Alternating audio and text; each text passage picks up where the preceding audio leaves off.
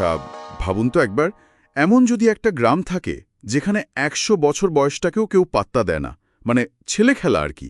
সত্যি কি এমন জায়গা আছে নাকি? আছে তো, আসলেই আছে। আজকের বইটা আমাদের ঠিক এমনই এক গ্রামের গল্প শোনাচ্ছে। জাপানের ওকিনাওয়াতে গ্রামটার নাম হচ্ছে গিয়ে ওগিনি। দীর্ঘায়ুদের গ্রাম বলেই পরিচিত। ওহ, দারুণ ব্যাপার তো। তাহলে চলুন এই বইয়ের গভীরে একটু ঢু মারা যাক। দেখি তো কি সেই রহস্য এদের এত লম্বা, এত হাসি খুশি জীবনের পেছনে। ওদের লাইফস্টাইল, খাবার দাবার, ভাবনা চিন্তা, এগুলো একটু জানা যাক, কি বলেন? হ্যাঁ হ্যাঁ, নিশ্চয়ই। তো বইটাতে বলছে যে এই ওগিমি গ্রামে জাপানের অন্যান্য অঞ্চলের চেয়ে অনেক বেশি শতবর্ষী মানুষজন থাকেন। জায়গাটাকে তো তাহলে চিরসবুজের দ্বীপ বলাই চলে, তাই না? একদম ঠিক তাই। আর শুধু যে দীর্ঘজীবী তাই না, বইয়ের গবেষণা অনুযায়ী ওখানকার মানুষদের মধ্যে ক্রনিক রোগ, যেমন ধরুন ক্যান্সার বা হার্টের সমস্যা, এসবের হারও বেশ কম। তাই নাকি? হ্যাঁ, এমনকি ডিমেনশিয়া বা স্মৃতিভ্রমের হারও কিন্তু গ্লোবাল অ্যাভারেজের চেয়ে বেশ নিচে। এর পেছনে অবশ্যই ওদের জীবনযাত্রা, খাদ্যাভ্যাস আর মানসিকতার একটা বড় ভূমিকা আছে। হুম, বুঝলাম। আচ্ছা, বইটা একটা ইন্টারেস্টিং জিনিসের কথা লেখা আছে, মোয়ায়। এটা নাকি ওখানকার মানুষদের খুব জরুরি একটা ব্যবস্থা। কি জিনিস এটা? অনেকটা আমাদের পুরনো পাড়া বা গ্রামের মতো, যেখানে সবাই সবার খবর রাখত। ধারণাটা বেশ কাছাকাছি, হ্যাঁ। তবে এর একটা নির্দিষ্ট ধরন আছে। মোয়াই হচ্ছে গিয়ে কিছু মানুষের একটা দল, ফর্মাল নয় কিন্তু খুব স্ট্রং, যাদের হয়তো একই ধরনের শখ বা আগ্রহ, আর তারা একে অপরের জীবনের খোঁজখবর রাখে, পাশে থাকে। ও আচ্ছা। আসলে শুরুটা হয়েছিল পুরনো দিনে কৃষকদের মধ্যে কঠিন সময়ে একে অপরকে সাহায্য করার একটা রীতি ছিল, সেখান থেকেই। সদস্যরা মাসে অল্প কিছু চাঁদা দেন। চাঁদা? হ্যাঁ, সেটা দিয়ে নানা রকম সামাজিক কাজ হয়, অনুষ্ঠান, খাওয়া দাওয়া। আবার ধরুন কারো হঠাৎ টাকার দরকার পড়ল, সেখান থেকেও সাহায্য পেতে পারে। বাহ। তো এই যে একসাথে থাকা, সাপোর্ট পাওয়া, এটা তাদের মেন্টালি আর ফিন্যান্সিয়ালি দুই দিক থেকে একটা স্টেবিলিটি দেয়। আর বইয়ের ভাষায় ওরা খুব মিলেমিশে থাকে, ঝামেলা এড়িয়ে চলে। এটাই দীর্ঘজীবনের একটা বড় কারণ আর কি। দারুণ তো সিস্টেমটা। শুধু এই সামাজিক বাঁধন না, ওদের খাবার দাবার নিয়েও তো বইতে বেশ মজার তথ্য আছে।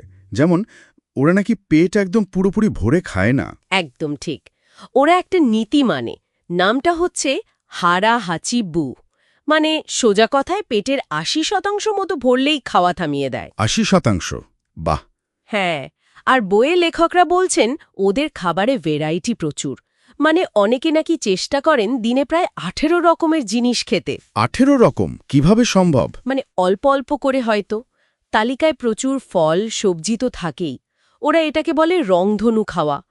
নানা রঙের সবজি, ফল, সাথে সামুদ্রিক শৈবাল, তেতো করলা, ওদের গোয়া, মিষ্টি আলু, নানা রকম বিনস, হুম। টোফুর মতো সোয়া প্রোডাক্টসও খুব খায়।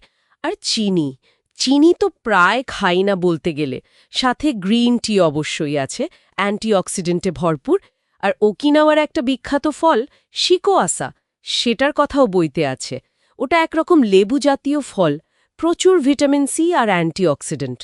দিনে ১৮ রকম জিনিস জোগাড় করা বা ওই ৮০% মেপে খাওয়া, আজকের দিনে দাঁড়িয়ে এটা কি খুব বাস্তবসম্মত? আমার পক্ষে তো ৮০% খেয়ে থামাটা বেশ কঠিন হতো। হয়তো একদম গুনে গুনে ১৮ রকম বা কাটায় কাটায় ৮০% মাপাটা সবসময় সবার জন্য সম্ভব না। কিন্তু মূল আইডিয়াটা দেখুন, খাবারে বৈচিত্র্য, লোকাল আর ফ্রেশ জিনিস খাওয়া, আর পরিমাণটা বোঝা। হ্যাঁ, তা ঠিক। বইয়ের একটা ইন্টারেস্টিং পয়েন্ট হলো ওরা কিন্তু তাড়াহুড়ো করে খায় না, খুব ধীরে সুস্থে খায়। এটাই হয়তো কম খেতে সাহায্য করে। আসলে নিয়মের থেকেও এর পেছনের ফিলসফিটা বেশি জরুরি। বুঝলাম। পরিমিতি আর বৈচিত্র্য। আচ্ছা, আরেকটা ব্যাপার, শতবর্ষীরাও নাকি খুব অ্যাক্টিভ থাকেন। বইয়ের সাক্ষাৎকারে দেখলাম ওনারা হাসি খুশি থাকা আর একদম চিন্তা না করার ওপর খুব জোর দিচ্ছেন। অবশ্যই। কাজ থেকে পুরোপুরি রিটায়ার করার কনসেপ্টটাই জাপানে, বিশেষ করে ওগিমিতে ঠিক সেভাবে নেই। বইতে এমনটাই বলা হয়েছে। তাই? হ্যাঁ, ওখানকার বয়স্ক মানুষরা বাগান করেন, রোজ সকালে হয়তো একটু হাঁটেন, বন্ধুদের সাথে জমিয়ে আড্ডা দেন, নাচ গান করেন। গেটবল বলে একটা খেলা আছে, সেটাও খেলেন অনেকে। গেটবল? সেটা কিরকম? ওটা অনেকটা ক্রোকোয়েটের মতো। দল বেঁধে খেলে, হালকা ব্যায়ামও হয়, আবার সবার সাথে মেশাও হয়। মূল কথা হলো ওরা তাড়াহুড়ো করে না, জীবনটাকে ধীরে ধীরে উপভোগ করে। বাহ। বইটাতে ওনাদের একটা কথা খুব সুন্দর। অতীত নিয়ে আফসোস করো না, ভবিষ্যৎ নিয়েও বেশি ভেবো না। এখন যে মুহূর্তটা আছে সেটা হাসি মুখে বাঁচো। কমিউনিটির কাজে লেগে থাকা, নিজেকে দরকারি মনে করা, এটাও কিন্তু তাদের এনার্জির একটা বড় সোর্স। তাহলে ব্যাপারটা দাঁড়াচ্ছে মজবুত সোশ্যাল কানেকশন, মানে আমি মোয়াই, সাধারণ কিন্তু ভ্যারাইটিওয়ালা, আর পরিমিত খাবার, রোজ একটু হলেও নড়াচড়া বা হালকা এক্সারসাইজ, আর লাইফের দিকে একটা পজিটিভ অ্যাটিটিউড, মানে চিন্তা কম করা। এইগুলোই কি ওকিমির লম্বা আর সুস্থ জীবনের আসল রহস্য? একদম মূল ব্যাপারটা এটাই। বইটা আমাদের এই সহজ কিন্তু খুব গভীর জীবন দর্শনটাই আসলে দেখাতে চায়।